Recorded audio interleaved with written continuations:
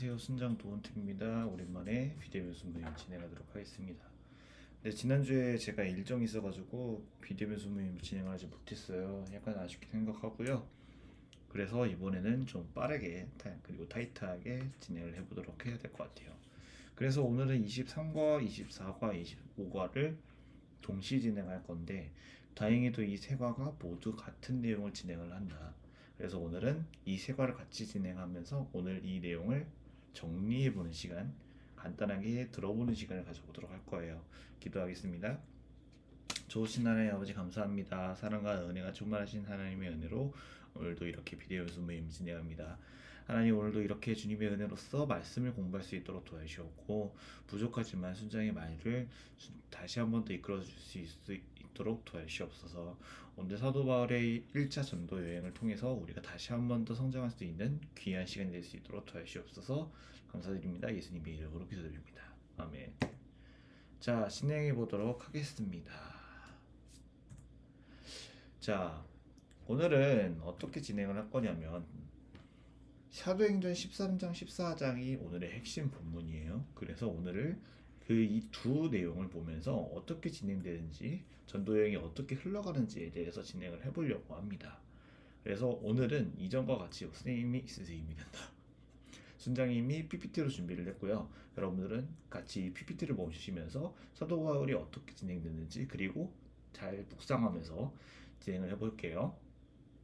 그래서 오늘은 세 번역 성경으로 준비를 했고 본문 해설 그리고 짧은 지식이 들어갈 거예요. 그리고 묵상하고 나눔이 들어갈 예정입니다.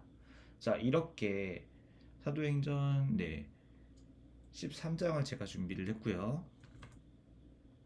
그리고 이제 14장도 준비를 했습니다. 이렇게 진행을 할 거고 여러분들께서 스탑 버튼을 누르시거나 아니면 나눠드린 보조 교재를 통해서 여러분들이 한번 읽어보시고 진행을 해보도록 할게요. 자, 진행해 보도록 하겠습니다. 사도행전 먼저 13장에 대한 내용입니다. 13장의 내용 간략하게 보면 현재 수리아 안디옥이라는 지역에서 지금 현재 여행을 준비하려고 하고 있어요. 근데 여기는 안디옥 교회라는 곳이고요. 바울은 세 번에 걸친 전도 여행을 떠나는데 오늘 23장과 14장은 그 중에 첫 번째 전도 여행이 소개가 됩니다. 첫 번째 전도 여행, 즉 1차 전도 여행을 파송한 교회는 어디냐면 바로 안디옥 교회더라. 안디옥 교회다라고 우리는 알 수가 있는 겁니다. 담당 선교사는 사울과 바나바 이 두 명을 필두로 준비를 했다라는 거예요. 자, 여기서 근데 1절에 보시면 이렇게 여러 명의 이름이 나와요. 근데 여기에 소속된 선지자들과 교사에 대한 내용은 누구냐? 여기 총 4명인데 바나바라는 사람과 니게르 마나임, 사울이라는 사람이 총 4명의 사람이 이 안디옥 교회를 지도했다라는 걸 우리는 알 수가 있습니다. 근데 가끔가다 궁금할 거예요. 이건 나중에 이야기를 하고. 그래서 지금 이제 지도를 보시면 어디에 위치해 있냐? 바로 여기에 위치해 있는 교회예요. 그래서 안디옥 교회가 이제 시작을 할 거다. 여기서 준비를 할 거다라고 진행을 한다라는 거예요. 자, 그렇다면 여러분들 사울인지 바울인지 헷갈릴 거예요. 자, 이제 왜 사울이란 이름이 있는 거고 바울이란 이름이 있는데 이 두 인물이 왜 어떻게 달라지는 걸까? 간단하게 얘기를 말씀드리면 이전의 주일학교에서는 사울이 바울이 된 이유는 예수님을 영접한 이후에 이전의 이름을 버리고 새로운 이름을 바꾼 거예요 라고 우리가 알고 있어요. 그래서 예수님의 영접 이후에 사울이 바울에서 이름을 변경했다. 근데 이거는 잘못된 사실이에요. 어느 성경에도 그렇게 기록이 되어 있지 않고요. 사울과 바울은 엄연히 따지면 같은 의미예요. 즉 사울은 언어로만 봤을 때는 히브리어고요. 바울이라고 하는 단어는 로마식 라틴어예요. 즉 이 두 언어가 같은 뜻을 갖고 있기 때문에 이 두의 사울은 즉 하나의 이름을 쓴 거예요. 그래서 사울은 이방 지역의 선교사로 나가기 위해서 이방식으로 이름을 변경한 거다라고 되어 있는 거예요. 그래서 사울이 바울이 된 거예요. 자, 이제 사도행전 구역이 이제 13장 9절부터 바울이라는 표현으로 바뀌게 되는 겁니다. 자, 이렇게 간단하게 이야기를 할 거예요. 자, 다시 이제 본문으로 돌아오면 1차 전도 여행이 시작이 됩니다. 자, 일대 전도 여행에 같이 간 사람은 누구냐면 수행원 요한이라는 사람이에요. 이 사람도 마찬가지로 히브리어로 원마가라는 이름을 갖고 있었어요. 즉 우리가 마가복음을 만든 사람이 이 마가라는 사람이었대요. 근데 이 마가는 로마식 라틴어, 아까 바울이라는 이름과 똑같은 것처럼 마가라는 이름도 있었고 요한이라는 도 있었대요. 근데 이 사람은 그냥 편하게 마가 요한이라고 부를 거예요. 우리는 이 요양원 같이 가고요. 그 사람은 이제 실루기아에서 그 사람과 같이 세 명이서 출발을 합니다. 어디로 가냐면 이제 구부로 섬에 살람이라는 지역으로 가게 될 거예요. 그때에 엘루마라 불리는 마술사를 만나게 됐는데, 여기서의 마술사라는 것은 마법사 혹은 무당을 뜻하는 거예요. 이 엘루마라는 사람과 바예수라는 사람은 둘 다 똑같은 동일 인물이에요. 그냥 호칭만 엘루마였던 거예요. 그리고 누가 있었냐? 청독 서기오 바울이에요. 자, 바울과 바울이 만났어요. 근데 이 바예수라는 사람은 마법사이자 무당이었기 때문에 자신의 위치가 위태로워질까봐 어떻게 하냐면 청독 바울과 선교사 바울을 대적하게 만들어요. 이거 진짜 못된 거예요. 그러나 이 속셈을 알고 있었던 바울은 성경으로 그 사람을 저주를 내리게, 누구를 바예수를 저주게 내리기를 하게 된다는 거예요. 그 모습을 본 총독은 매우 놀라서 복음을 받아들이게 된다라는 거예요. 다시 한 번 더 이야기를 하면 지금 현재 수리아 안디옥에 있습니다. 그리고 실루기아로 갔고요. 그리고 살라미, 그리고 바보라는 데로 갑니다. 지금 현재는 바보에 있어요. 자, 이제 바보에서 밤빌리아 중 버가로 갔다가 비시디아 안디옥으로 갔는데, 그때에 이 밤빌리아에서 마가 요한이 예루살렘으로 돌아가는 사건이 일어나게 돼요. 그리고 이제 일단 그 이야기는 나중에 할게요. 먼저 예루살렘으로 돌아가고 난 이후에 비시디아 안디옥으로 가서 그때 회당에 들어가서 율법과 선지자, 즉 성경을 읽기 시작했대요. 그때 그 주민들은 바나바와 바울에 대한 소문을 이미 진작에 들었었어요. 그리고 그러면 이 두 명은 누구에게 하는 거냐? 디아스포라, 고향을 떠난 유대인과 유대기를 믿는 이방인들에게 설교를 시작했다라는 거예요. 그 부분이 있냐? 13장 17절에서 42절에 있는 내용인 거예요. 이스라엘의 역사를 압축했고요. 그 안에 있는 예수 그리스도와 복음을 증거했다라는 겁니다. 자, 지금 현재 바보섬에 있습니다. 바보섬에 버가에 갔다가 안디옥으로 갈 거예요. 그렇죠? 자, 근데 간단하게 또 이야기를 해보면 1차 전도 여행 이후에 달라진 게 하나 있어요. 바로 바울과 바나바가 손절하게 된다는 거예요. 이거는 여러분들이 다다음 주에 배울 건데, 왜 손절하게 되는 거냐면 바나바와 마가 요한은 사촌지간이었다. 근데 바나바는 23차 전도 여행 때에도 마가 요한을 같이 데려가기를 소망했지만, 바도 바울은 마가 요한의 1차 전도 여행을 이탈할 가능성이 있기 때문에 거부하였어요. 실제 이 두 사람은 진짜 심하게 싸웠어요. 마가 요한 데려가는 걸로. 그래서 거의 손절했어요. 그래서 마가 요한의 행동은 타 사도들이 바로 직무유기다라는 표현이 존재했을 정도로 굉장히 안 좋았다라는 거예요. 그래서 밤빌리아에서 돌아갈 수밖에 없었다. 그리고 그 둘이 결국에는 멀어지게 된다라는 걸 우리는 알 수 있는 겁니다. 자, 다시 말씀드릴게요. 이제 비시디아 안디옥에서 이제 설교를 진행하는 그 부분에 대해서 이야기를 할 거예요. 자, 이야기를 다 하고 싶지만 시간이 너무 부족하기 때문에 간략하게 제가 정리를 했어요. 자, 17절 출애굽, 22절 사사기, 사울에 대한 이야기, 다윗 왕에 대한 이야기, 그리고 예수님이 태어나게 된 그 이야기, 그리고 예수님이 오시기 전에 세례 요한의 마지막 선지자였던 세례 요한에 대한 이야기, 그리고 예수님과 공생의 사역, 그리고 구약에 예언된 메시아인 예수를 알아보지 못한 이스라엘 백성들, 그리고 빌라도가 어떻게 했죠? 예수를 심판했죠. 결국에는 그건 무엇이냐? 파퓰리즘이다. 그리고 예수님이 부활했고, 그리고 우리가 그 부활의 증거로서 복음의 증인이 된 우리가 됐다. 그리고 시편 16편에 대한 이 말씀을 인용한 말씀이었고요. 그리고 다윗과 예수님에 대한 차이점을 설명하는 부분입니다. 그리고 38장과 39장 여기는 핵심이에요. 이 전도 여행이 가장 중요한 핵심인데, 이 부분은 또한 어디냐면 로마서 20장에서 24절에 있는 내용인 거예요. 여러분들 한번 꼭 읽어보셨으면 좋겠어요. 그리고 이 말씀, 즉 17절에서 39절에 대한 말씀을 듣고 나니까 이 유대인들이 너무나 놀랬고 너무나 은혜가 되는 거예요. 그래서 유대인들이 다음 안식일에도 같이 이야기를 들어주셨으면 좋겠어요 라고 이야기를 하지만 결과 45절에 그에 대한 결과가 나타나야 돼요. 어떻게 되냐?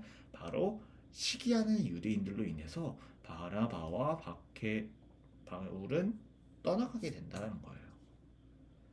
그래서 이제 떠나가게 된 스토리를 할 겁니다. 지금 현재 비시디아 안디옥에 있다고 했어요. 안식일이었고요. 이러한 사건을 통해서 이고니온으로 도망을 갑니다. 그리고 바나바와 바울의 설교를 통해서 이방의 빛, 즉 이방의 빛을 무엇을 말하는 거냐면 이방인들을 말하는 거예요. 이방인들이란다. 이방에서 전도하고 있는 바나바와 바울을 이야기를 하고 있는 거예요. 이 두 사람으로 인해서 변화된 이방인들의 모습을 나타내주고 있는 거예요. 그리고 여기서의 결론은 무엇이냐면 말씀은 즉 복음은 전파돼요. 전파돼서 막을 수가 없어요. 복음은. 그러나 인간들은 막게 돼요. 바로 유대인들의 선동으로 인해서 바울과 바나바는 박해를 받게 된다. 그리고 타 지역으로 피신할 수밖에 없다. 그 지역의 어린이 이고니온이다 라는 걸 알 수 있는 겁니다. 지금 현재 비시디아 안디옥에 있고요. 이고니온으로 도망가게 됩니다. 자, 여러분들 이 13장 정리를 하는 내용을 다시 한번 더 설명해 주셨으면 좋겠어요. 읽어보셨으면 좋겠어요. 자, 초대교회를 향한 이방인들의 복음 사역은 계속 전파가 돼요. 그 안에 두 부류가 나타나게 되는데 복음을 받아들이는 자와 거부하는 자들이라는 거예요. 자, 복음을 받아들이는 자는 총독 서기오 바울이나 혹은 이방인들인데 거부하는 자들은 바예수처럼 혹은 유대인들처럼 다양하겠다라는 거예요.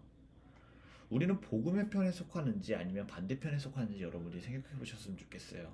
이방인을 향한 복음 사역을 파송한 안디옥 교회처럼 우리도 사역자를 파송하고 지원하는 일에 최선을 다해야 된다는 것을 여러분들도 생각해 주셨으면 좋겠습니다. 여러분들의 교회 안에서 열심히 생각해 주셔야 된다는 것을 저는 오늘 수모임을 통해서 이야기를 하고 싶네요. 자, 지금 이제 어디 있죠? 비시디아 안디옥이 아닌 이고니온에 있습니다.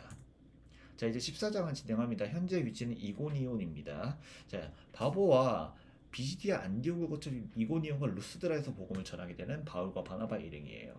근데 여기서 아까와 마찬가지로 복음을 받아들이지 못한 이방인들, 유대인들은 이방인들의 마음을 선동하여 형제들에게 악감정을 품게 합니다.